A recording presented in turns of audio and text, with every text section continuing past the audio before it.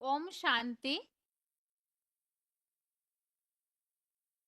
भगवत गीता श्लोक क्लास में आज के श्लोक है 15वें अध्याय का तीसरा और चौथा श्लोक, अध्याय 15 का श्लोक नंबर 3, श्लोक नंबर 4।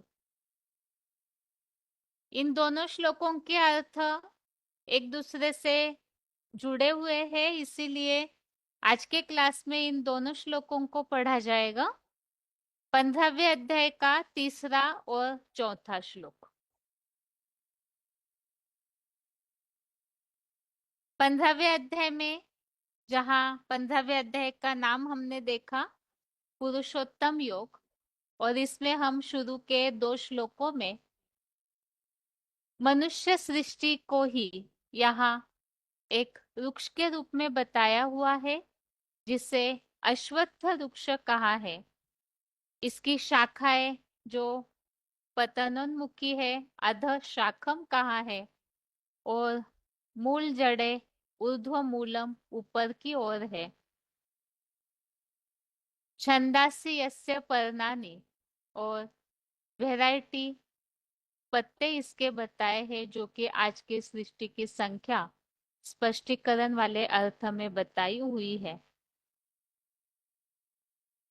प्रकृति से उत्पन्न हुए 3 गुण सत्रष्टम, इन गुणों द्वारा क्रमशः बढ़ने वाले ये अलग अलग जो शाखाएं हैं, उनके बारे में हमने समझा, और किस तरह से सनातन धर्म का मूल तना है, जिसमें स्वर्गलोक में बाकी जो अलग अलग धर्म की शाखाएं मर्ज रूप में होती है, उसे भी हमने पिछले श्लोक में समझा।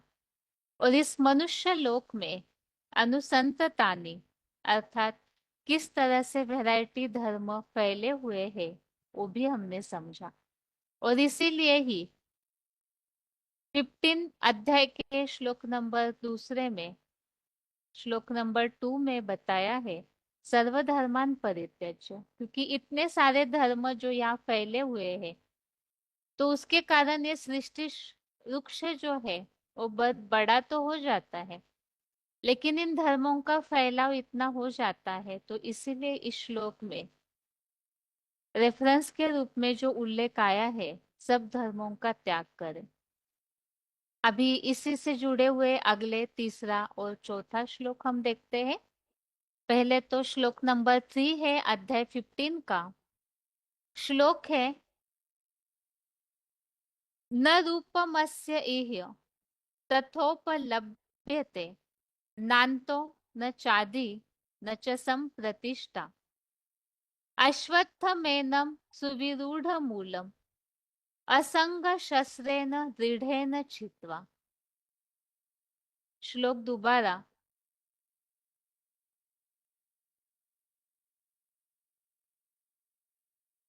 न रूपमस्य यः तथोपलभ्यते नान्तो न चादिर् न च संप्रतिष्ठा अश्वत्थमेनं सुविरूढ़मूलम् असंग शस्त्रेण दृढ़ेन छित्त्वा। श्लोक का संधि विच्छेद है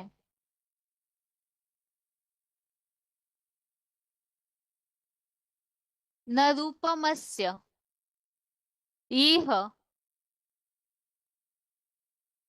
तथा उपलभ्यते न अन्तः न च आदिः न च संप्रतिष्ठा अश्वत्थम एनम सुविरूढ़ मूलम असंग शस्त्रेण दृढ़ेन छित्त्वा।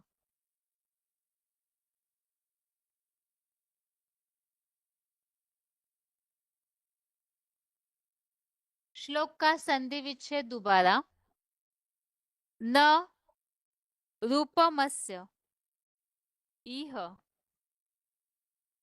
तथा उपलभ्यते न अन्तः न च आदिः न च संप्रतिष्ठा अश्वत्थम एनम सुविरूढ़ मूलम असंग शस्त्रेण दृढ़ेन चित्वा।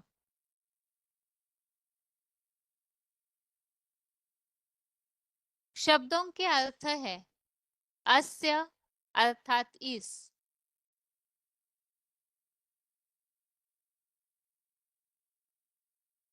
अर्थात इस वृक्ष का, तथा अर्थात वैसा, रूपम अर्थात रूप, इह अर्थात यहाँ, उपलभ्यते अर्थात उपलब्ध, न अर्थात नहीं है, च अर्थात और, न अर्थात न, आदि ही अर्थात आदि, न अर्थात न,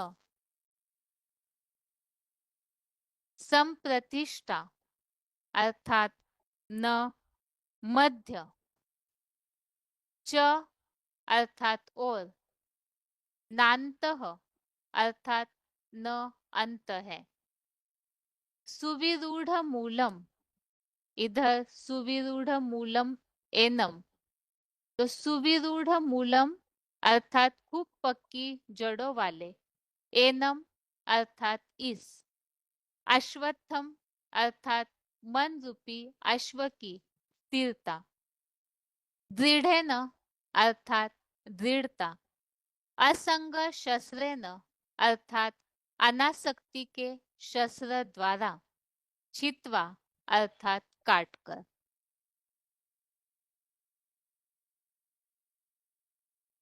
शब्दों के अर्थ दोबारा, अस्य अर्थात इस वृक्ष का, तथा अर्थात वैसा, रूपम अर्थात रूप, इह अर्थात यहाँ, उपलभ्यते अर्थात उपलब्ध, न अर्थात नहीं है, च अर्थात और, न अर्थात न, आदि ही अर्थात आदि, न अर्थात न, संप्रतिष्ठा अर्थात मध्य, च अर्थात और, नान्तः अर्थात न अंत है, सुविरूढ़ मूलम एनम, तो सुविरूढ़ मूलम अर्थात खूब पक्की जड़ों वाले, एनम इसमें ये दोनों शब्द जोड़ के लिखे हैं, सुविरूढ़ मूल मेनम, तो सुविरूढ़ मूल, मूलम अर्थात खूब पक्की जड़ों वाले, एनम अर्थात इस, अश्वत्थम अर्थात मन रूपी अश्व की स्थिरता, दृढ़ेन अर्थात दृढ़ता, असंग शस्त्रेन अर्थात अनासक्ति के शस्त्र द्वारा, छित्वा अर्थात काटकर। श्लोक का अर्थ है इस वृक्ष का वैसा रूप यहाँ उपलब्ध नहीं है, और न आदि, न मध्य और न अंत है, खूब पक्की जड़ों वाले इस मन रूपी अश्व की स्थिरता, दृढ़ता, अनासक्ति के शस्त्र द्वारा काटकर। तो यहाँ बताया इस वृक्ष का मतलब, हम अभी तक अश्वत्थ वृक्ष के बारे में समझ रहे हैं, तो इस अश्वत्थ वृक्ष का वैसा रूप यहाँ उपलब्ध नहीं है, और ना आदि, न मध्य और न अंत है, और इसकी जो जड़ें है, इस जड़ों वाले इस मन रूपी अश्व की स्थिरता हेतु, दृढ़ता और अनासक्ति के शस्त्र द्वारा काटकर। श्लोक का सही अर्थ समझने के लिए क्लैरिफिकेशन सहित अर्थ साथ में पढ़ते हैं। इस अनादि वृक्ष का वैसा परम ब्रह्म लोकीय रूप यहाँ पृथ्वी पर उपलब्ध नहीं है,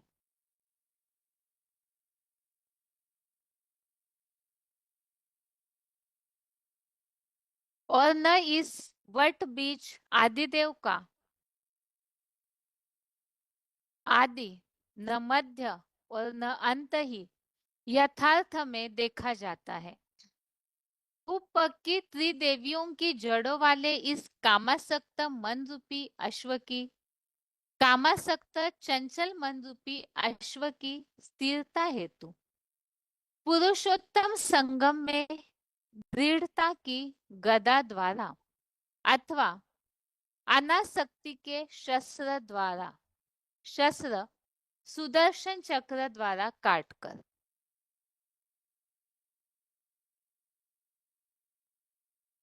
तो यहाँ सबसे पहली बात इस श्लोक में बताई है कि इस अनादि वृक्ष का, अनादि अर्थात ही जिसका आदि नहीं, अर्थात इसकी शुरुआत कब हुई, ये अनादि है अर्थात पहले से ही बना हुआ ऐसा वृक्ष है। तो जैसे प्रकृति अनादि बोल रहा है, इसी तरह से ये वृक्ष अनादि, वैसा परम ब्रह्म लोकीय रूप यहाँ पृथ्वी पर उपलब्ध नहीं है। और इस वट बीज आदि देव का न आदि, क्योंकि ये मनुष्य सृष्टि है तो मनुष्य सृष्टि का बीज भी कोई ऐसी हस्ती होनी चाहिए जिसके लिए यह बताया है कि इस वट बीज, जैसे श्लोक पहले में ही हमने इस बात को समझा था, ये जो अश्वत्थ वृक्ष है, इस अश्वत्थ वृक्ष को ही पहले ही श्लोक में हमने वट वृक्ष या बनियन ट्री के रूप में भी समझा। जैसे ही बनियन ट्री है वो बहुत सारा फैला हुआ है, उसकी जो जड़ें है, शाखाएं है, इस तरह से विस्तार में फैली है, जिसके लिए तुलनात्मक रीति से समझाया कि कलकत्ता में जो बनियन ट्री है वो भी इसी तरह से विस्तार में फैला हुआ है, जो यादगार है इस अश्वत्थ वृक्ष की। तो ये अश्वत्थ वृक्ष भी इसी तरह से फैला हुआ है, जिसे वट वृक्ष या बनियन ट्री भी कहा गया है। तो इस अश्वत्थ वृक्ष के लिए बताया कि इस वट बीज आदिदेव, अश्वत्थ वृक्ष अर्थात मनुष्य सृष्टि रूपी वृक्ष, और उसका जो बीज है वो बताया आदिदेव, तो उनका आदि न मध्य न अंत ही यथार्थ में देखा जाता है। खूब पक्की त्रिदेवियों की जड़ों वाले इस कामासक्त चंचल मन रूपी अश्व की स्थिरता हेतु, तो अश्वत्थ, इसका अर्थ भी हमने पहले श्लोक में ही समझा, जिसमें बताया है कि वो सच्ची गीता ज्ञान योग से स्थिर अश्व अर्थात मन रूपी घोड़ा, थ अर्थात स्थिर होना। तो यहाँ उसी बात को बताया कि इस कामासक्त चंचल मन रूपी अश्व की स्थिरता हेतु पुरुषोत्तम संगम में दृढ़ता की गदा द्वारा अथवा अनासक्ति के शस्त्र सुदर्शन चक्र द्वारा काटकर। जब कलयुग अंत में यह सृष्टि वृक्ष बहुत बढ़ जाता है तो इसका विस्तार इस तरह से होता है, जो हमने समझा, गुण प्रवृद्धा विषय प्रवाला। तो ऐसे इस तरह से ये तीन गुणों का जो प्रभाव, विशेषतः रज और तमोगुण का प्रभाव द्वापर युग से जब बढ़ जाता है तो ये जो मन रूपी अश्व है वो चंचल हो जाता है। अब उसकी स्थिरता जरूरी है, तो इसीलिए बताया वो स्थिर कैसे हो, तो दृढ़ता की गदा, दृढ़ संकल्प की गदा हो, और अनासक्ति का शस्त्र अर्थात स्वदर्शन चक्र। तो सुदर्शन चक्र अर्थात अपनी आत्मा के दर्शन करना, इतना ज्ञान का मनन चिंतन मंथन करना, और इस सुदर्शन चक्र द्वारा काटकर अनासक्ति अर्थात सब बातों से, इस सब बातों से जो गीता का पाठ है नष्टो मोहा, तो ऐसे अनासक्ति के शस्त्र सुदर्शन चक्र द्वारा काटकर। इसी श्लोक से अगला श्लोक जुड़ा हुआ है, इसीलिए चौथा श्लोक देखते हैं। अध्याय 15 का श्लोक नंबर 4।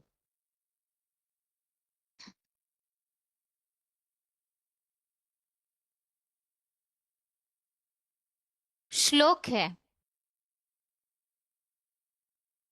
ततः पदम तत्परिमार्गितव्यम यस्मिन् गता न निवर्तन्ति भूयः तमेव चाद्यं पुरुषं प्रपद्ये यतः प्रवृत्तिः प्रसृता पुराणी। श्लोक दोबारा। ततः पदम तत्परिमार्गितव्यम यस्मिन् गता न निवर्तन्ति भूयः तमेव चाद्यं पुरुषं प्रपद्ये यतः प्रवृत्तिः प्रसृता पुराणी। श्लोक एक बार फिर से। ततः पदम तत्परिमार्गितव्यम यस्मिन् गता न निवर्तन्ति भूयः तमेव चाद्यं पुरुषं प्रपद्ये यतः प्रवृत्तिः प्रसृता पुराणी। श्लोक का संधि विच्छेद है, ततः पदम तत् परिमार्गितव्यम यस्मिन् गतः न निवर्तन्ति भूयः तम एव च आद्यं पुरुषं प्रपद्ये यतः प्रवृत्तिः प्रसृता पुराणी। श्लोक का संधि विच्छेद दोबारा। ततः पदम तत् परिमार्गितव्यम यस्मिन् गतः न निवर्तन्ति भूयः तम एव च आद्यं पुरुषं प्रपद्ये यतः प्रवृत्तिः प्रसृता पुराणी। शब्दों के अर्थ है, ततः अर्थात उससे, तत् अर्थात उस, पदम अर्थात परम पद को, परिमार्गितव्यम अर्थात खोजना चाहिए, यस्मिन् गतः यस्मिन् अर्थात जिसमें, गतः अर्थात गए हुए, भूयः अर्थात पुनः, न अर्थात नहीं, निवर्तन्ति अर्थात लौटते, न निवर्तन्ति अर्थात नहीं लौटते, च अर्थात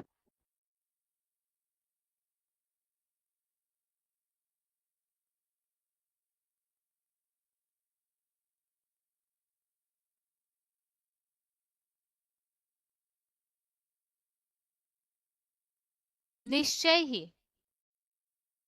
एव अर्थात ही, आद्यम अर्थात उसी, आदि, पुरुषम अर्थात परम पुरुष की, प्रपद्ये अर्थात शरण लेनी चाहिए, यतः अर्थात जिससे, पुरानी अर्थात पुरानी, प्रवृत्ति ही अर्थात प्रक्रिया, प्रसृता अर्थात प्रसारित हुई है। शब्दों के अर्थ दोबारा। ततः अर्थात उससे, तत् अर्थात उस, पदम अर्थात परम पद को, परिमार्गितव्यम अर्थात खोजना चाहिए, यस्मिन् गतः अर्थात यस्मिन् अर्थात जिसमें, गतः अर्थात गए हुए, भूयः अर्थात पुनः, न अर्थात नहीं, निवर्तन्ति अर्थात लौटते, न निवर्तन्ति अर्थात नहीं लौटते।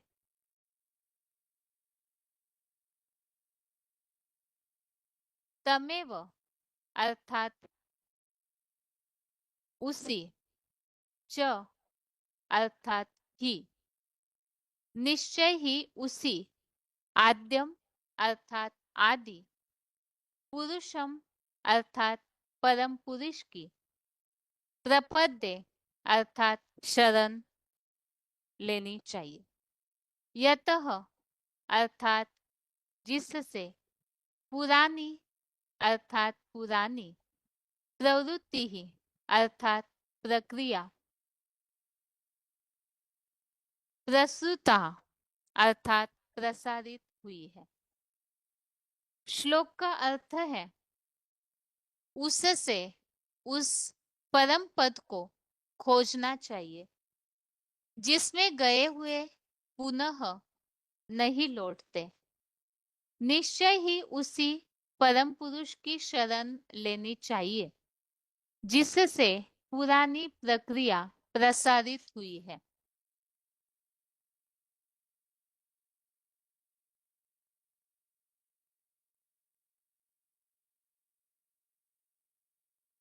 तो इस श्लोक में इस बात को बताया है कि उस परम पद को खोजना चाहिए जिसमें गए हुए पुनः यहाँ नहीं लौटते और निश्चय ही उसी आदि परम पुरुष की शरण लेनी चाहिए जिससे पुरानी प्रक्रिया प्रसारित हुई है। तो यहाँ कौन सी प्रक्रिया प्रसारित हुई है और किसे खोजना चाहिए उसे यहाँ स्पष्टीकरण में और स्पष्ट किया है। क्लैरिफिकेशन सहित अर्थ है उस परम कल्याणकारी पुरुषोत्तम संगम युग से उस अतीन्द्रिय सुखदायी कलातीत परम पद विष्णु लोक को मूसलो रूपी मिसाइल युग में अभी ही खोजना चाहिए जिससे वैकुंठ में गए हुए 9 कुरियों में पहले वाले सूर्यवंशी ब्राह्मण पुनः यहाँ नर निर्मित नर प्लस क अर्थात नरक में नहीं लौटते। निश्चय ही उसी आदिदेव अर्धनारीश्वर परम पुरुष हीरो पार्टधारी की शरण लेनी चाहिए जिससे पुरानी सत्य सनातन प्रवृत्ति मार्गी देवी देवता धर्म की प्रक्रिया प्रसारित हुई है। तो इस श्लोक में इस बात को बताया है जो पहले तो हमने तीसरे श्लोक में जो बात समझी है, यहाँ जो बताया है कि श्लोक नंबर 3 में कि इस वट बीज आदि देव का न मध्य न अंत, न न आदि न मध्य न अंत ही यथार्थ में देखा जाता है और इस मन रूपी अश्वत्थ की स्थिरता हेतु दृढ़ता की गदा और अनासक्ति के शस्त्र सुदर्शन चक्र द्वारा काटकर उस परम पद, अभी चौथे श्लोक का अर्थ जो इसी से जुड़ा हुआ पढ़ते हैं, उस परम कल्याणकारी पुरुषोत्तम संगम युग में उस अतीन्द्रिय सुखदायी कलातीत परम पद विष्णु लोक को मूसलो रूपी मिसाइल युग में अभी ही खोजना चाहिए। तो ये बात तो सभी जानते हैं कि कलयुग के अंत में अर्थात वर्तमान समय अभी ही जो मिसाइल युग है अर्थात इस तरह से महाभारत में जिसे मूसल कहा है और वही यहाँ वर्तमान साइंस के द्वारा बनाए हुए मिसाइल, तो ये मिसाइल युग हो गया कलयुग। तो इस मिसाइल युग में ही जहाँ विनाश के साधन बने हुए हैं इस कलयुगी दुनिया की तमो प्रधानता जब अति को पाती है तो इसके विनाश के साधन भी बन जाते हैं। तो इस समय कलयुग के अंत में, मिसाइल युग में, अभी ही उस परम पद को, विष्णु लोक को, जहाँ अतीन्द्रिय सुख की प्राप्ति होती है, तो ऐसे विष्णु लोक और उसमें जो परम पद प्राप्त विष्णु है, तो उन्हें खोजना चाहिए। जिसके लिए श्लोक नंबर 3 में हमने समझा, ओ वट बीच आदि देव, जिसका आदि मध्य अंत नहीं है। तो इसी से जुड़ी हुई बात यहाँ बताई कि वो परम पद विष्णु लोक को यहाँ खोजना चाहिए, जिस वैकुंठ में गए हुए, अर्थात उसे स्वर्ग, वैकुंठ, बहिष्ठ, जन्नत कहा जाता है, अलग अलग धर्मों में भी जिसकी मान्यता है। तो जिस वैकुंठ में गए हुए पुनः यहाँ नर निर्मित, नर प्लस क, अर्थात नरक में नहीं लौटते, अर्थात स्वर्ग में जाने के बाद वो आत्माएं इस दुखी दुनिया में, जहाँ मनुष्य अर्थात नर ने नरक बनाया, अर्थात दुख धाम बना दिया है, तो उस दुख धाम में वापिस नहीं लौटते हैं। निश्चय ही उसी आदिदेव अर्धनारीश्वर परम पुरुष हीरो पाठधारी की शरण लेनी चाहिए, जिससे ही पुरानी सत्य सनातन प्रवृत्ति मार्गी देवी देवता धर्म की प्रक्रिया प्रसारित हुई है। अर्थात ही जो वट बीज आदिदेव है, जिसके लिए हमने शुरू के श्लोकों में समझा, सनातन धर्म जो मूल तने के रूप में दिखाया जाता है। अब जब द्वापर युग आता है तो इसमें अनेक अनेक धर्मों की जो शाखाएं हैं वो फैल जाती है, जो हमने श्लोक नंबर 2 में इस तरह से समझा था कि 3 प्रकार के गुणों से प्रकृष्टतया बढ़ने वाली द्वापर से विकारी धर्मावलंबियों के प्रकृष्ट अंकुरों वाली देशी विदेशी शाखाएं जो अधोलोकीय नरक में फैली हुई है। तो इस तरह से द्वापर युग से जो अधोलोकीय नरक अर्थात नीचे गिरती कला वाली जो सृष्टि है, उसमें ये वैरायटी धर्मों की जो शाखाएं है वो फैल जाती है, और जो मूल सनातन धर्म, जो आदि सनातन देवी देवता धर्म है, जिससे शुरुआत हुई है, तो वो लोप होने लगता है, प्रायः लोप हो जाता है। तो वास्तव में इस कलयुग अंत में जो मूल धर्म भगवान ने जिसका आधार लिया सृष्टि परिवर्तन के लिए, वो सृष्टि बीज आदि देव, जिसके द्वारा ही बताया वही परम पद है, जिनके द्वारा वो विष्णु लोकीय वैकुंठ स्थापन होता है, जिस वैकुंठ में गए हुए इस नरकीय दुनिया में नहीं लौटते हैं, और वो कलयुग अंत और सत्युग की शुरुआत ऐसे पुरुषोत्तम संगम युग में ही वो विष्णु लोकीय वैकुंठ जो बनता है, जिसके द्वारा बनता है, वो परम पदधारी को अभी ही खोजना चाहिए, क्योंकि उस विष्णु लोक को खोजना चाहिए जिसमें गए हुए इस नरक की दुनिया में वापिस नहीं लौटते, अर्थात ऐसे वैकुंठ में, स्वर्ग में जाते हैं। तो उसी आदि देव अर्धनारीश्वर परम पुरुष की हीरो पाठधारी की शरण लेनी चाहिए, जो इसके पहले ही हमने श्लोक नंबर 2 में भी एक उल्लेख समझा था कि अनेक धर्म की शाखाएं जब फैल जाती है, कलयुग अंत तक ये सृष्टि वृक्ष जब बढ़ जाता है, तो बताया सर्वधर्मान परित्यज्य और एक की, अर्थात मामेकम शरणम व्रज। तो यहाँ भी इसी बात को स्पष्ट किया है कि उस परम पुरुष हीरो पाठधारी की शरण लेनी चाहिए, जिससे पुरानी सत्य सनातन प्रवृत्ति मार्गीय देवी देवता धर्म की प्रक्रिया प्रसारित हुई है। अर्थात इस सृष्टि वृक्ष की शुरुआत जहां से होती है, वो मूल धर्म देवी देवता धर्म की प्रक्रिया प्रसारित हुई है, तो उसे स्थापन करने वाले की ऐसी शरण लेनी चाहिए, वही आदिदेव अर्धनारीश्वर, वही परम पुरुष, हीरो पार्टधारी बताया हुआ है। और इसी के लिए ही जैसे कि वो आदि देव जो बताया हुआ है, हम 11वें अध्याय के श्लोकों में ही इसी संदर्भ में इस बात को समझे हुए हैं। त्वमादि देव पुरुष पुराण, त्वमस्य विश्वस्य परम निधान।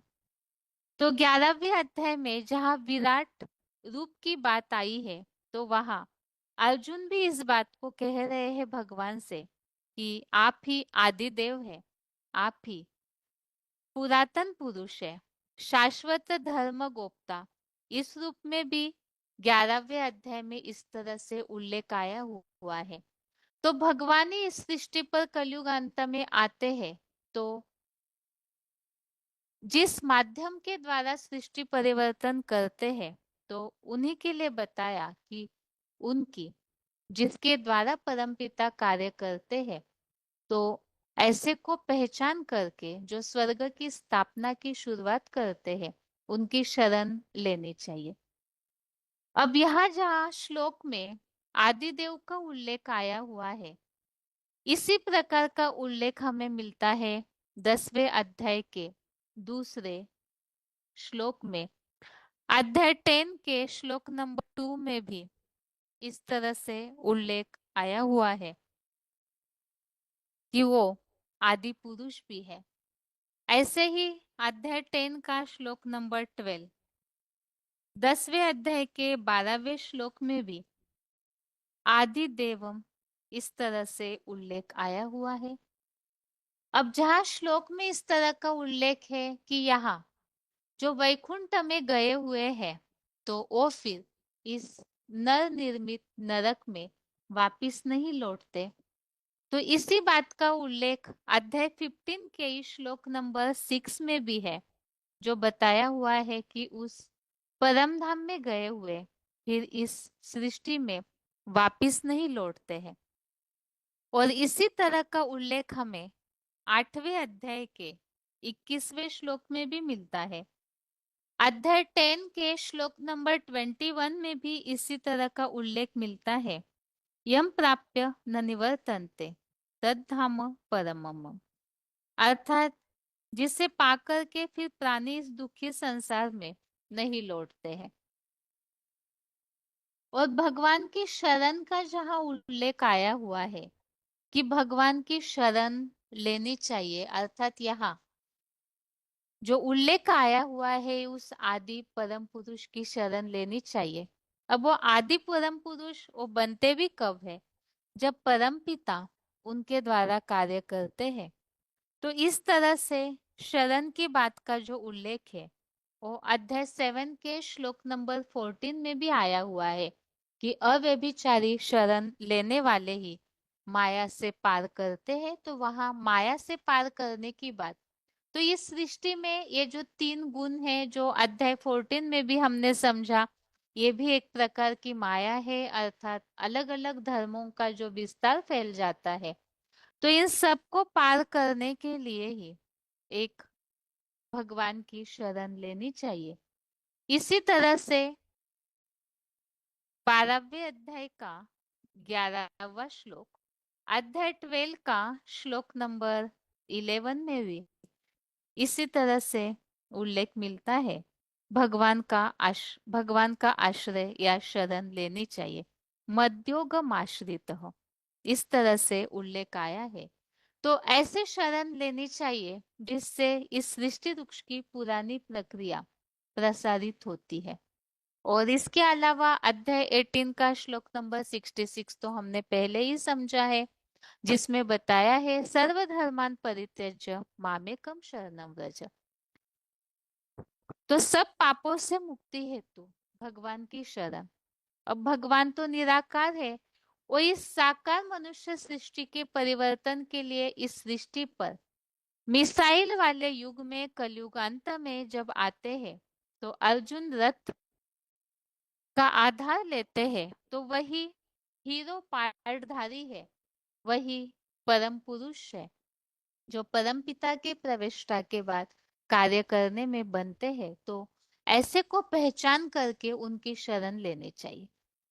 ये हमने आज के क्लास में श्लोक नंबर 3 और 4 दोनों श्लोकों के अर्थों को समझा है। 15वें अध्याय का तीसरा और चौथा इन दोनों श्लोकों को हमने समझा है, जिसमें मुख्य बात ये समझी कि इस वट बीच आदिदेव का आदि मध्य अंत देखा नहीं जाता और इस मन रूपी अश्व की स्थिरता हेतु दृढ़ता की गदा और अनासक्ति का शस्त्र सुदर्शन चक्र द्वारा काटकर उस परम पद को खोजना चाहिए। वो परम पद जो विष्णु लोक में होता है, विष्णु लोक जिसे ही वैकुंठ कहा जाता है, जो पुरुषोत्तम संगम युग में स्वयं भगवान आकर स्थापन करते हैं और जिस विष्णु लोक में गए हुए इस नरक में नहीं लौटते और उस आदि परम पुरुष हीरो पाठधारी की शरण लेनी चाहिए, जिससे देवी देवता धर्म की प्रक्रिया प्रसारित हुई है, अर्थात ही जिनके द्वारा ही सत्य सनातन देवी देवता धर्म जो प्रवृत्ति मार्गीय धर्म है उसकी स्थापना होती है। तो उनकी शरण लेनी चाहिए, उन्हें पहचानना चाहिए, खोजना चाहिए अर्थात ढूंढना चाहिए और उनकी शरण लेनी चाहिए, उन्हें जानना चाहिए, जानकर शरण लेनी चाहिए। इस तरह से इन दोनों श्लोकों के अर्थों को हमने समझा है। इस श्लोक का आगे उच्चारण सुनते हैं।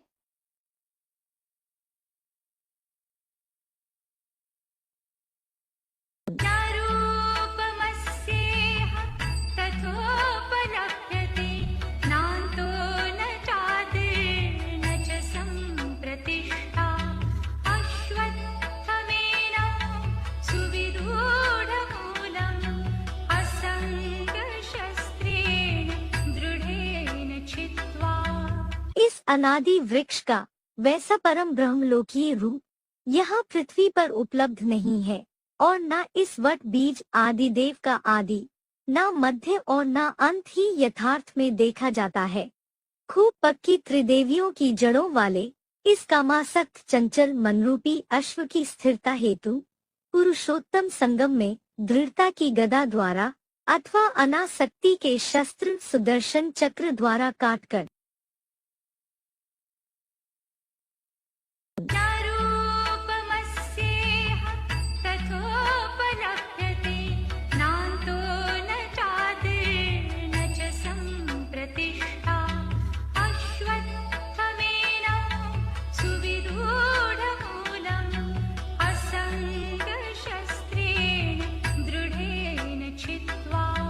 इस अनादि वृक्ष का वैसा परम ब्रह्मलोकीय रूप यहाँ पृथ्वी पर उपलब्ध नहीं है और न इस वट बीज आदिदेव का आदि न मध्य और न अंत ही यथार्थ में देखा जाता है।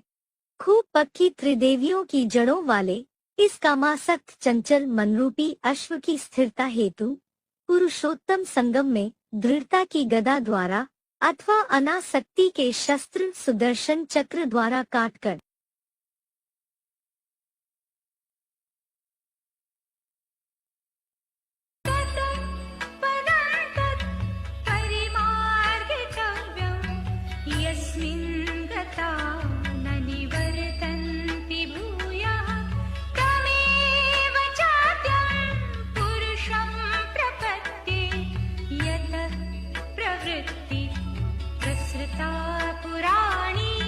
उस परम कल्याणकारी पुरुषोत्तम संगमयुग से उस अतीन्द्रिय सुखदायी कलातीत परमपद विष्णुलोक को मूसलो रूपी मिसाइल युग में अभी ही खोजना चाहिए, जिस वैकुंठ में गए हुए 9 कुरियों में पहली कुरी वाले सूर्यवंशी ब्राह्मण पुनः यहाँ नरनिर्मित नर प्लस का में नहीं लौटते। निश्चय ही उसी आदि देव अर्धनारीश्वर परम पुरुष हीरो पाठधारी की शरण लेनी चाहिए, जिससे पुरानी सत्य सनातन प्रवृत्ति मार्गी देवी देवता धर्म की प्रक्रिया प्रसारित हुई है।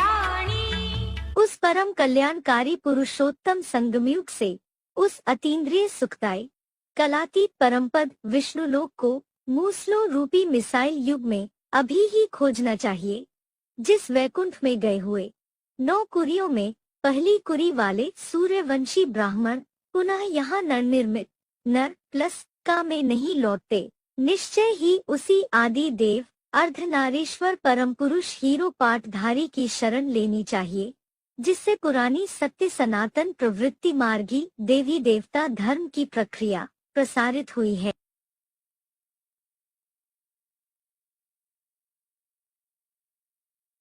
अभी श्लोक में जहाँ कई इस तरह के उल्लेख है, तो उन संबंधित मूल्यों में जिस तरह से उल्लेख मिलते हैं, तो उन बातों को समझने का प्रयास करते हैं।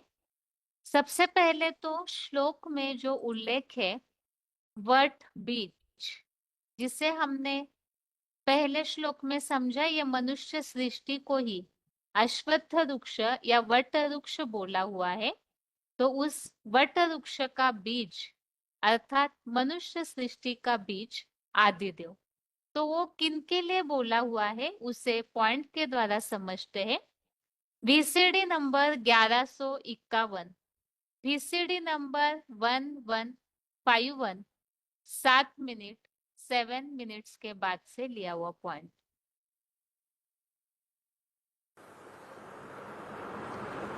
भगवान ज्ञान सूर्य बाप जब आते हैं तो ऊंच से ऊंच सनातन धर्म की स्थापना करते हैं, परंतु जिसको मीडिया बनाते हैं वो मीडिया को दुनिया भूल जाती है। तो विराट रूप में भी भक्तों ने जो चित्र बनाया है उसमें ब्राह्मण चोटी को उड़ाई दिया है और शिव बाबा को भी उड़ाई दिया है। जानते ही नहीं है।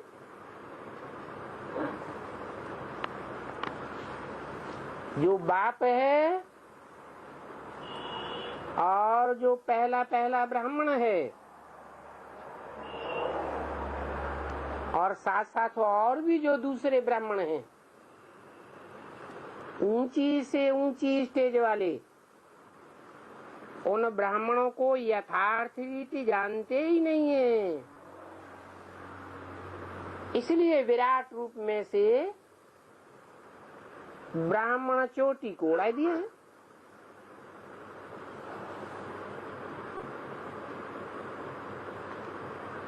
जो ब्राह्मण सो देवता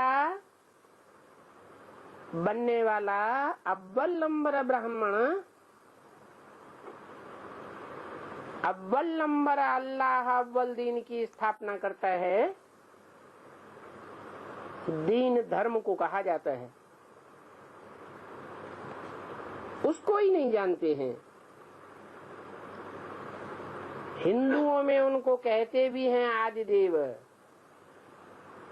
तुम आदिदेव है, पुरुष है, पुराण, पुराने थी पुराना पुरुष है।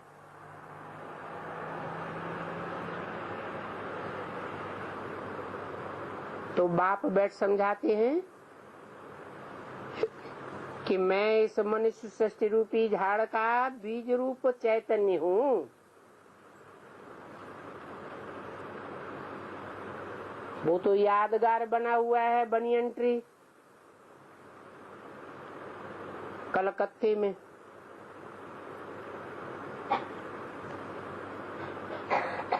क्योंकि भारत का बड़े से बड़ा महानगर कहाँ बसा हुआ है?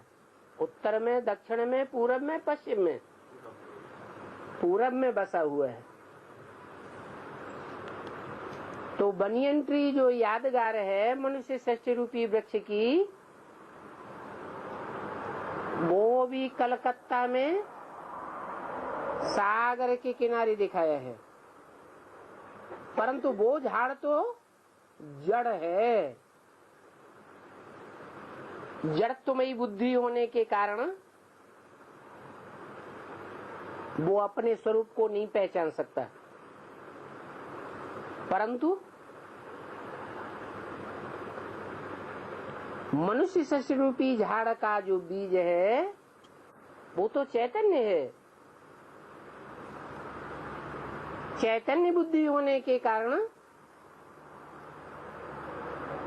पहले पहले वो अपने स्वरूप को और सारे झाड़ के स्वरूप को, सभी धर्मों के स्वरूप को, सारी सृष्टि के आदि मध्य अंत को जान लेता है।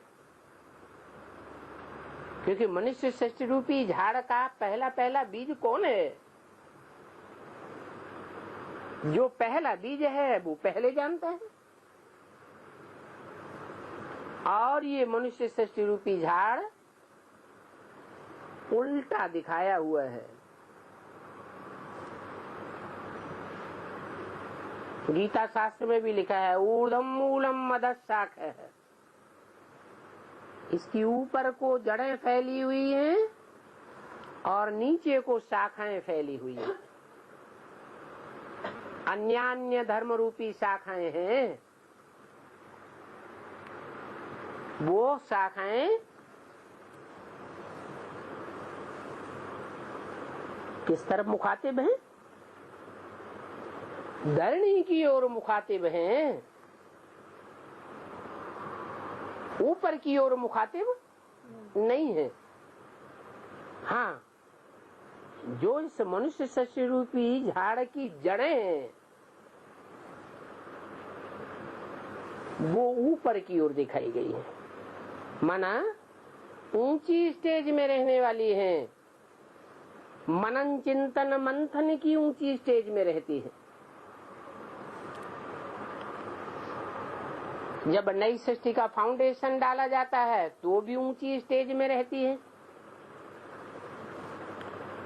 नई सृष्टि तैयार होती है तो दैवी सृष्टि में भी ऊंची स्टेज में है, आत्मिक स्टेज में है। और जब सृष्टि का पतन शुरू होता है द्वापर से, द्वैतवादी युग से, तो वहां भी मनन चिंतन मंथन करने वाले मनीषियों के रूप में संसार में प्रसिद्ध होती है।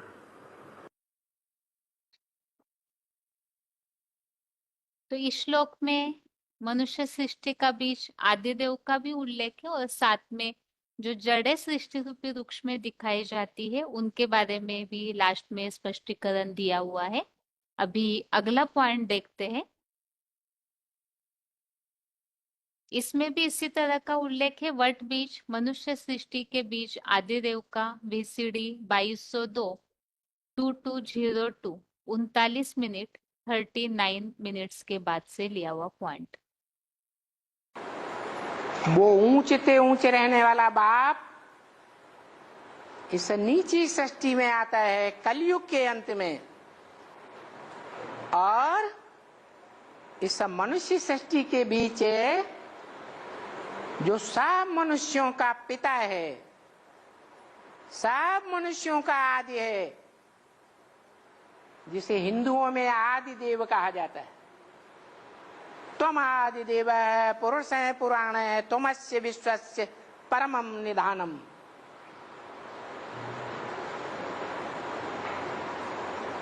परंतु हिंदुओं में गलती से शिव शंकर को एक ही आत्मा मान लिया।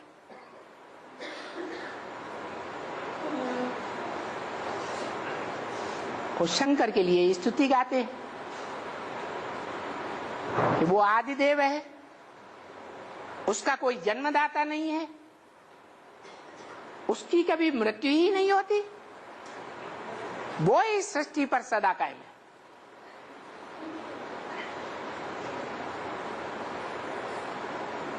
वास्तव में वो इस सृष्टि का आदि जो है वो सभी धर्मों में गाया हुआ है। मुसलमान लोग उसे आदम कहते हैं,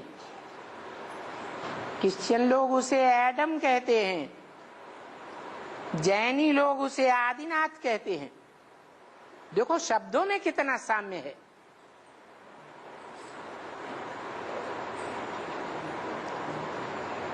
इतनी समानता नाम में होते हुए भी किसी की बुद्धि में नहीं आता कि वो सृष्टि का आदि पुरुष है, जो सारे मनुष्य मात्र का बाप है, सारे ही मनुष्य मात्र का बीज है, सारे ही मनुष्य सृष्टि रूपी जो वृक्ष है, जिसका गीता में भी वर्णन है, ऊर्ध्वम मूलम मदः शाखा। सृष्टि रूपी मनुष्य वृक्ष का बीज बाप ऊंचते ऊंचे है, उल्टा झाड़ दिखाया गया है, इसलिए जड़ें और बीज ऊपर है, ऊंचा पाटधारी है, हीरो पाटधारी है, हीरा है। जैसे सब रत्नों के बीच में हीरा बहुत कीमती होता है, ऐसे ही हमारे भारत में जो प्राचीनतम मंदिर बनाया गया सोमनाथ मंदिर, उस सोमनाथ मंदिर में शिव का बड़ा रूप दिखाया गया, लिंग। उस लाल पत्थर के लिंग में हीरा जड़ा हुआ था। वो लिंग है आदि मनुष्य सृष्टि के पिता का रूप, यादगार।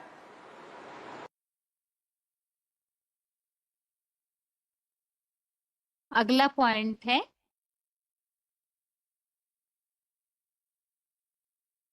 VCD नंबर 2322, VCD नंबर 2322, 1 घंटा 19 मिनट 1 आवर 19 मिनट्स के बाद से लिया हुआ पॉइंट है। जो श्लोक में हमने उल्लेख समझा है कि इस वर्ड बीज आदि देव का न आदि न अंत यथार्थ में देखा जाता है। तो इस पॉइंट में भी इसी तरह का उल्लेख को हम समझते हैं कि ये मनुष्य सृष्टि का जो बीज है उसे ही श्लोक में वट बीज और आदिदेव कहा है, तो आदि न अंत देखा जाता है।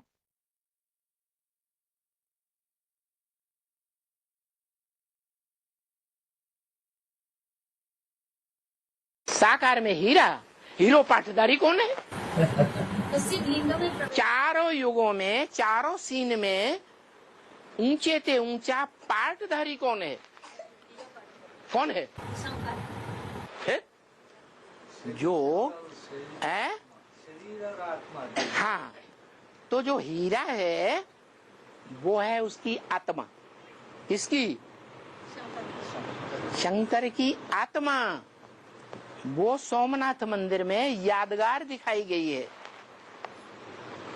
वो शिव नहीं है, वो पत्थर बुद्धि बनने वाला वो हीरा नहीं है, क्योंकि वो तो न पत्थर बनता है न पारस बनता है। उसके संग का रंग दुनिया को लगता है, तब पतित से पावन बनती है। उसके संग का रंग लगता है दुनिया को? नहीं। उसको तो दुनिया, दूसरे धर्म के लोग पहचानते भी नहीं है।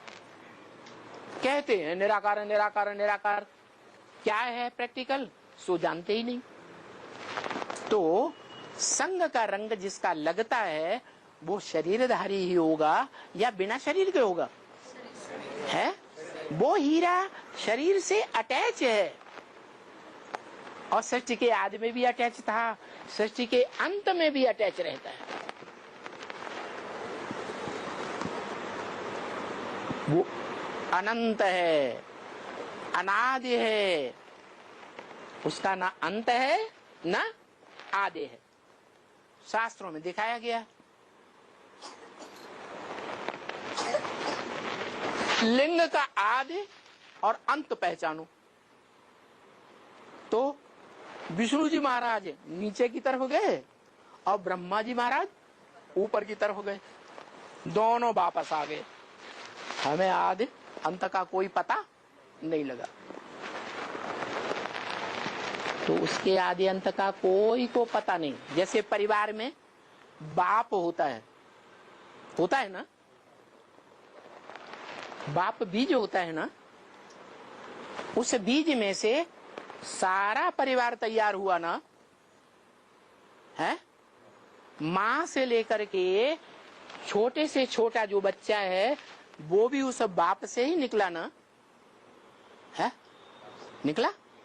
तो जो बीज रूप बाप है वो 500-700 करोड़ मनुष्य सृष्टि का बाप है। उसी में से सारी सृष्टि निकलती है।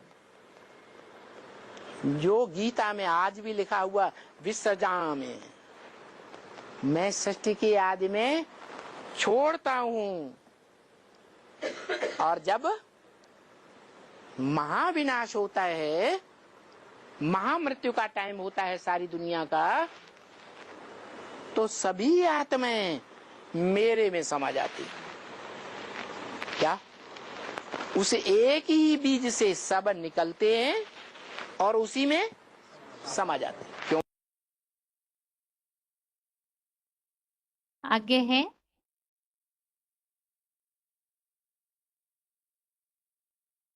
तीसरे श्लोक में जो उल्लेख आया हुआ है सुविरूढ़ मूलम, तो ये जड़ों के रूप में जो उल्लेख आया हुआ है, पक्की जड़ों वाले, इसी बात का उल्लेख इस पॉइंट में है। इसमें अश्वत्थ वृक्ष के बारे में भी स्पष्टीकरण मिलता है। VCD 2713, VCD 2713, 1 घंटा 3 मिनट के बाद से लिया हुआ पॉइंट।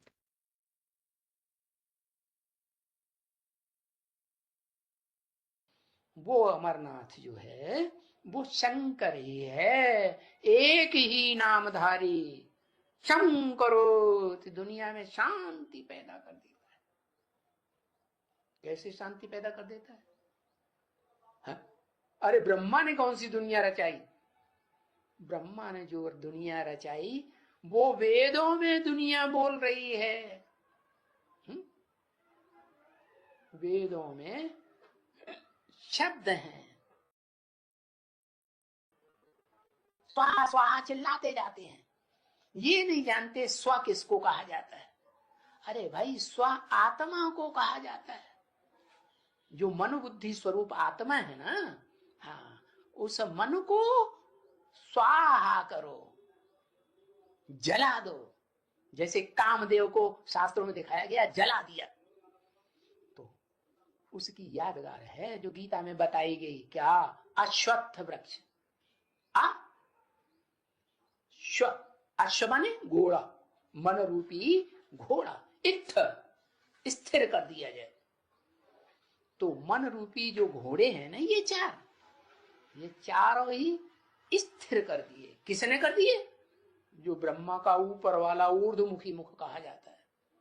हाँ, उसने ऐसा पुरुषार्थ किया है, ऐसा शिव का सुनाया हुआ ज्ञान सुना कि इस सच्च रूपी रंगमंच पर उन 4 घोड़ों को पहले पहले स्थिर कर दिया। तो उनसे जो दुनिया बनती है 4 युगों वाली बनी ना, है? सतयुग, त्रेता, द्वापर, कलयुग। तो ये जो दुनिया है, इस दुनिया का नाम अश्वत्थ वृक्ष रखा गया है। हाँ, अब वृक्ष है तो ऐसे ही थोड़ी कि कोई आधार मूर्त जड़ें ही होंगी, तना ही होगा, है? डालियां ही होगी, या दाईं ओर की डालियां होंगी या बाईं ओर की डालियां होंगी। बामांगी, बाएं हाथ से गंदा गर्म किया जाता है ना, तो बाईं ओर के जो अपवित्रता को धारण करने वाले विदेशी धर्म हैं, क्या भ्रष्ट इंद्रियों से कर्म करने कराने वाले, वो ही डालियां नहीं है उस वृक्ष में। भारतीय, हाँ, संन्यास धर्म की डालियां भी हैं। क्या? भारतीय बौद्ध धर्म की डालियां भी हैं, जो ब्रह्मचर्य को महत्व देते जरूर है। हाँ, देते हैं कि नहीं देते? हाँ, तो ऐसे धर्म जो भारतीय हैं, विदेशी हैं, वो धर्म की डालियां इस अध्यक्ष वृक्ष में लटकती हुई दिखाई जाती है। क्या जो परम धाम है, ब्रह्मलोक है, वहां तो वो ये वृक्ष उल्टा दिखाया हुआ है। क्या उल्टा इसलिए दिखाया है कि वो डालियां नीचे की ओर जो स्वदेशी धर्म की और विदेशी धर्म की हैं, और उनकी जड़ें, हाँ, वाम मार्ग की जड़ें हैं, और दाई ओर की जड़ें वो ऊपर की ओर। वो कौन सी जड़ें हैं मालूम है? हाँ, सुविरूढ़ मूलम गीता में कहा है, गहरी जड़ें जमी हुई है।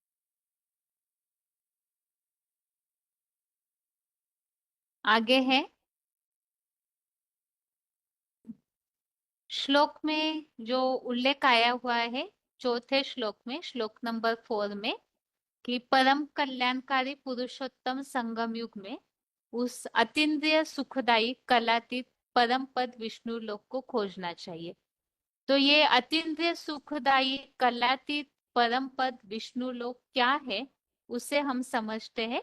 VCD नंबर 3356 3356 7 मिनट के बाद से लिया हुआ पॉइंट।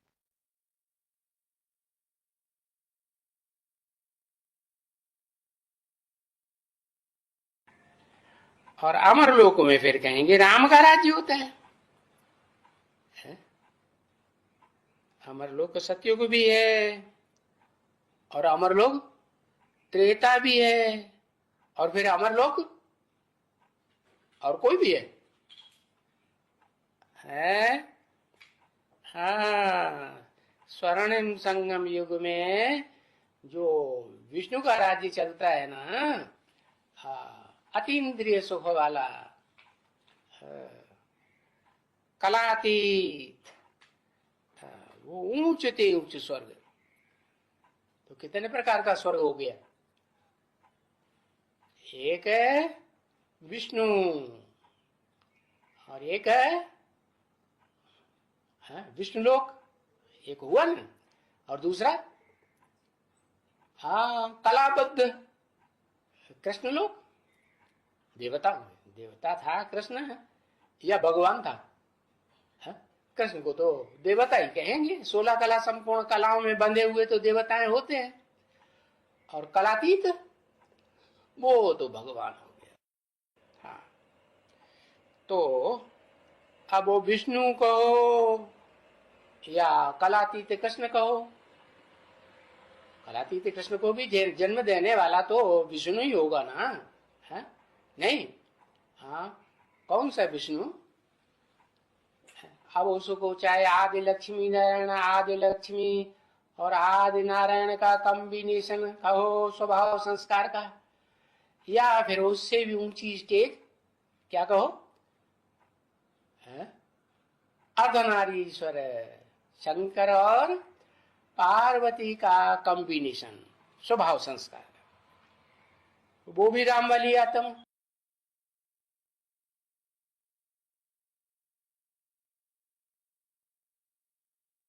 आगे है श्लोक में उल्लेख आया हुआ है, जो हमने समझा कि वैकुंठ लोक में पहुंचने वाले इस नरक लोक में वापस नहीं आते हैं। तो जिसके द्वारा यह स्थापन होता है वो वट बीज आदिदेव, और उन्हीं के लिए इस श्लोक नंबर 4 में जो बात आई है, उसी आदिदेव अर्धनारीश्वर परम पुरुष हीरो पाठधारी की शरण लेनी चाहिए, जिससे सत्य सनातन प्रवृत्ति मार्गी देवी देवता धर्म की प्रक्रिया प्रसारित हुई है। अर्थात जो ये देवी देवता धर्म की स्थापना की शुरुआत करने के निमित्त बनते हैं, जो अभी अभी हमने समझा आदिदेव के बारे में, जो पॉइंट समझा वट बीज आदिदेव, उसी में ही 11वें अध्याय में भी इस तरह का उल्लेख है, त्वमादिदेव पुरुष पुराण। तो वही शाश्वत धर्म गोप्ता अर्थात सनातन धर्म का रक्षक भी अध्याय 11 में उनके लिए कहा हुआ है। अर्थात ही वो सत्य सनातन धर्म की, देवी देवता धर्म की स्थापना के या उस पुरातन धर्म के स्थापना की शुरुआत करने के निमित्त बनते हैं। तो पुरानी प्रक्रिया जिससे प्रसारित हुई है उस आदि देव की शरण लेनी चाहिए। इसी बात का उल्लेख इस पॉइंट में मिलता है। VCD 2390 2390 5 मिनट 5 मिनट्स के बाद से लिया हुआ पॉइंट।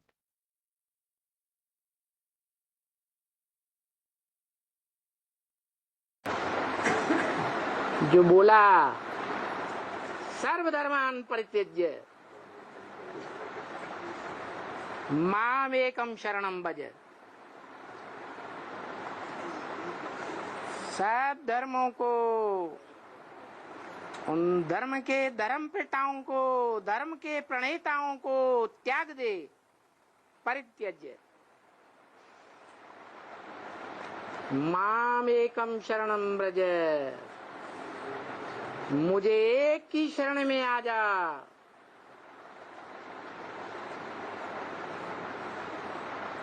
किसी एक की शरण में आ जा।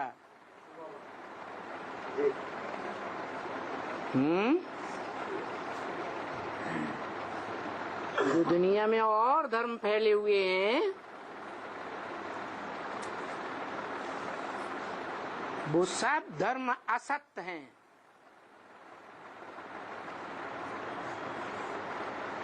इस दुनिया में सत धर्म एक ही है, देवी देवता सनातन सत धर्म। सत माने सच्चा।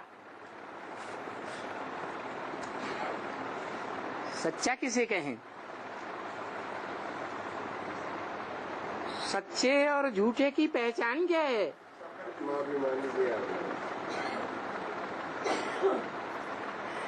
गीता में भी बताया, ना सते विद्यते भावो, ना भावो विद्यते सतः।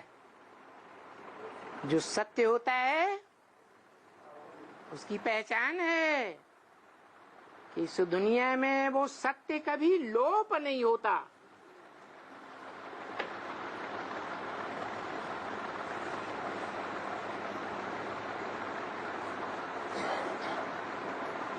जो असत्य है वो लुप्त हो जाता है।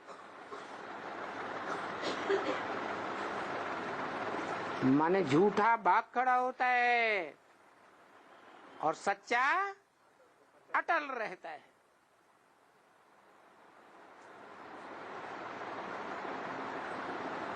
सत धर्म है तो किसके द्वारा स्थापन किया हुआ होगा? अरे क्रिश्चियन धर्म है, क्राइस्ट के द्वारा स्थापन हुआ। बुद्ध धर्म है, बौद्ध धर्म के द्वारा स्थापन हुआ।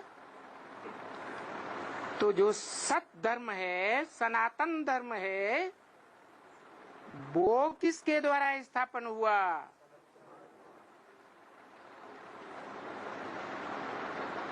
सत्य के द्वारा स्थापन हुआ या झूठ के द्वारा स्थापन हुआ?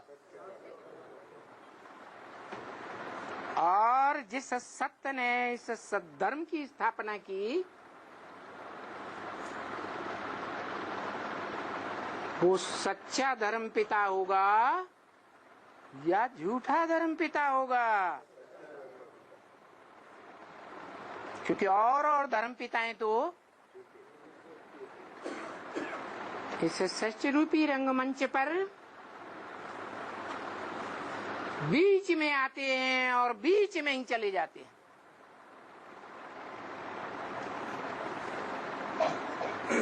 क्यों? क्योंकि सदा सत्य है ही नहीं, इसलिए उनको भाग खड़ा होना पड़ता है। इस सच रूपी रंगमंच से भाग खड़ा होना पड़ता है।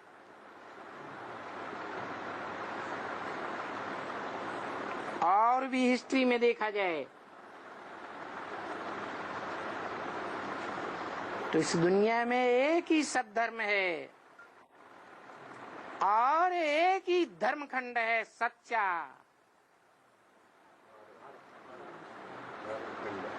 जहां ये सद्धर्म स्थापन होता है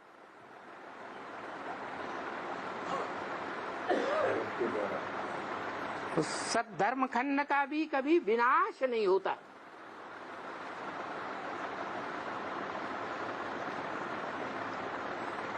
झूठे धर्म खंडों का विनाश हो जाता है। ये झूठे झूठे विधर्मी धर्म खंड, विदेशी धर्म खंड पहले भी नहीं थे। 2500 वर्ष से पहले इनके धर्म पिताएं भी नहीं थे, धर्मखंड भी नहीं थे।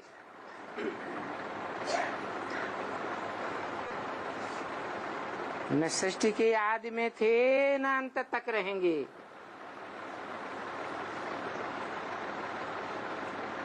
एक भारत खंड ही है जो सच्चे धर्म पिता के द्वारा स्थापन होता है, और वो धर्म पिता सत्य कैसे है?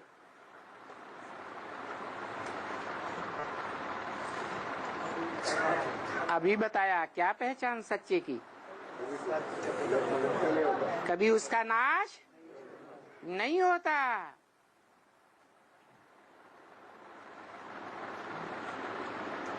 वो कौन सा धर्म पिता है?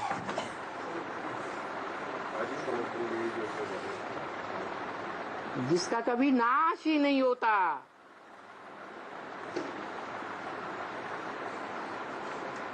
ऐसा कोई दुनिया में है किसी सृष्टि का विनाश हो?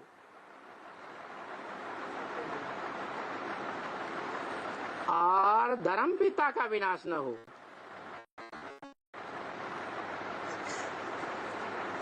सारी दुनिया नाशवान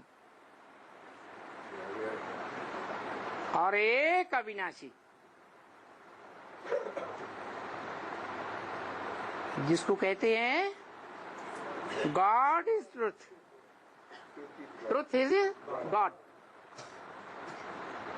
तो सच रूपी रंगमंच पर वो कौन है जो तीनों काल में विद्यमान रहता है?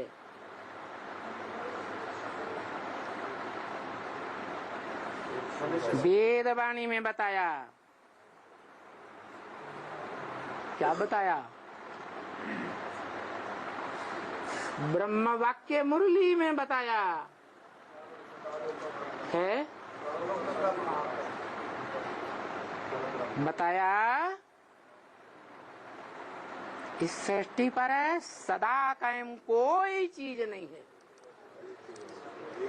सदा कायम एक ही शिव बाबा है।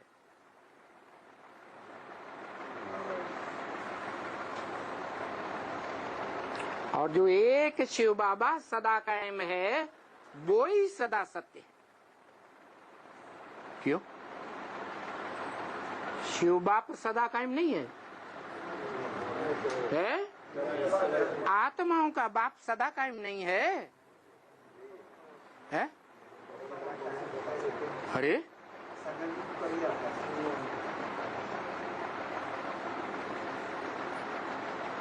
सदा कायम नहीं है।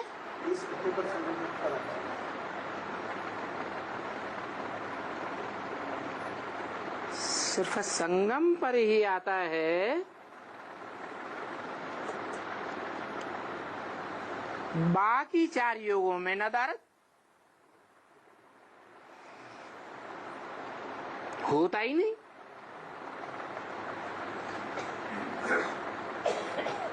तो क्या सन्यासी है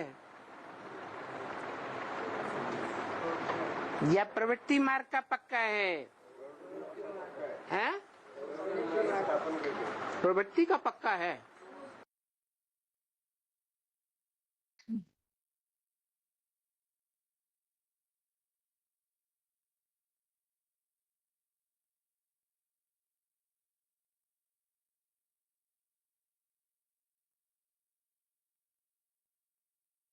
इस तरह से आज के श्लोक संबंधित जहां जहां इस तरह के उल्लेख है तो उन बातों को हमने समझा है।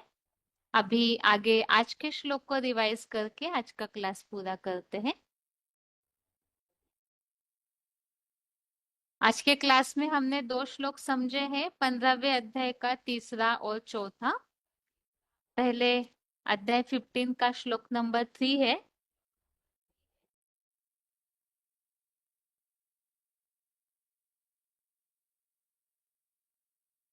श्लोक है न रूपमस्य यः तथोपलभ्यते नान्तो न चादिर् न च संप्रतिष्ठा अश्वत्थमेनं सुविरूढ़मूलम् असंगशस्त्रेण दृढ़ेन चित्वा।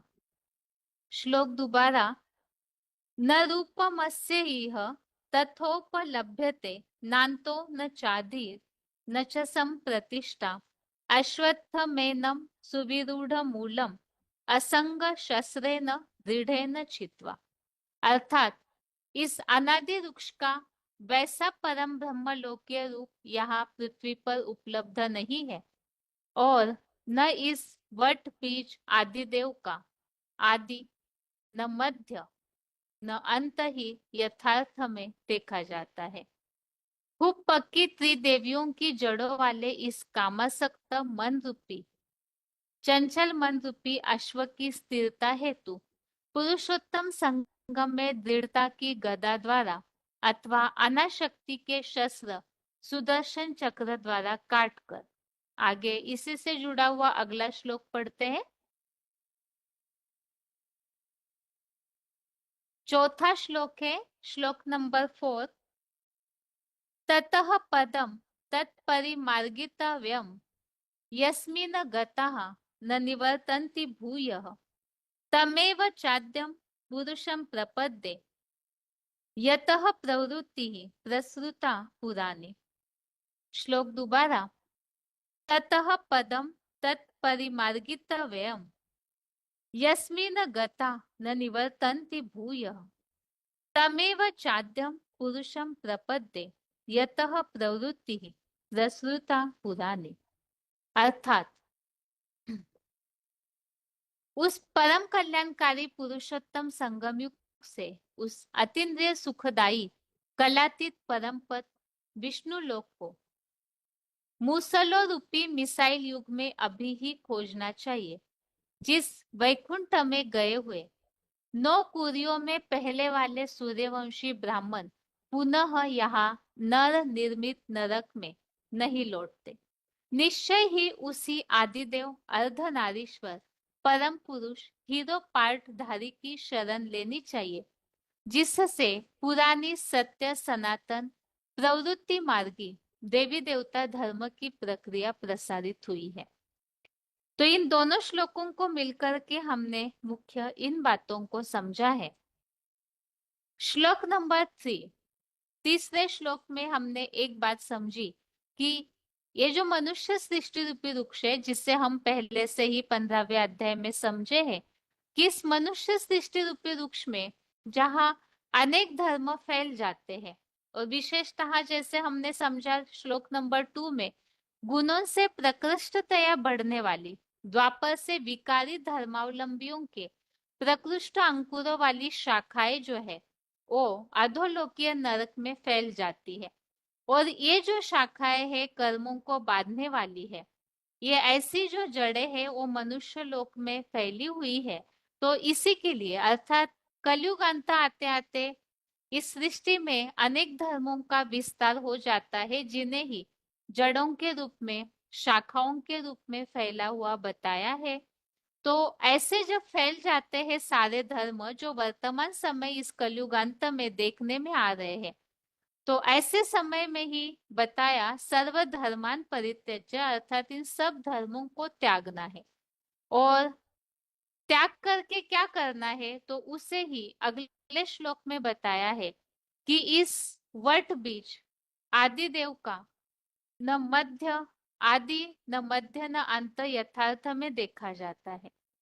तो इस कामासक्त चंचल मन रूपी अश्व की स्थिरता हेतु दृढ़ता की गदा और अनासक्ति के शस्त्र द्वारा काटकर, अर्थात मन को स्थिर करने की बात आई है, क्योंकि अनेक धर्मों में ये मन जो है वो भटकने लगता है, प्रभावित हो जाता है।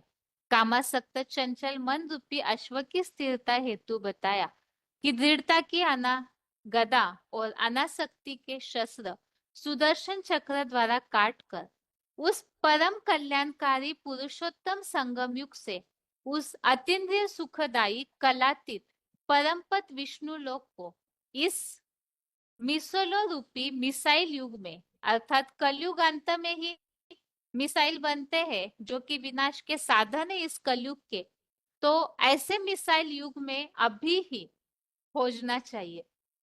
वो परम पद प्राप्त कराने वाला वो विष्णु लोक जहाँ अतीन्द्रिय सुख की प्राप्ति होती है, तो उसे अभी ही खोजना चाहिए। जिस वैकुंठ में गए हुए वो 9 कुरियों में पहले वाले सूर्यवंशी ब्राह्मण, अर्थात उस वैकुंठ में यह बताया 9 कुरिया ब्राह्मणों की गाई जाती है, उनमें से भी जो पहले वाले अव्वल नंबर कुरी के ब्राह्मण है सूर्यवंशी, पुनः यहाँ नर निर्मित नरक में नहीं लौटते, स्वर्ग में वैकुंठ में जाने के बाद इस दुखी दुनिया में नहीं आते हैं। तो ऐसे परम पद विष्णु लोक को खोजना चाहिए और उसी आदिदेव अर्धनारीश्वर परम पुरुष हीरो पाठधारी की शरण लेनी चाहिए, जिससे पुरानी सत्य सनातन प्रवृत्ति मार्गीय देवी देवता धर्म की प्रक्रिया प्रसारित हुई है। अर्थात उन्हें पहचान करके वो आदिदेव कौन है, इस मनुष्य सृष्टि रूपी वृक्ष का वो बीज कौन है, तो उन्हें भी जानना चाहिए, जिस द्वारा ही ये वैकुंठ भी स्थापन होता है। और उसी परम पुरुष की शरण लेनी चाहिए। वैकुंठ अर्थात विष्णु लोक में देवताओं का राज्य बताया है, तो वहां ही ये देवी देवता सनातन धर्म की स्थापना होती है। तो स्थापन करने वाला कौन है, उस हीरो पाठधारी की शरण लेनी चाहिए, उन्हें पहचानना चाहिए, उन्हें खोजना चाहिए। इस तरह से आज के इन दोनों श्लोकों के अर्थों को हमने समझा है और आज के लिए गीता क्लास यहाँ तक ही। ओम शांति।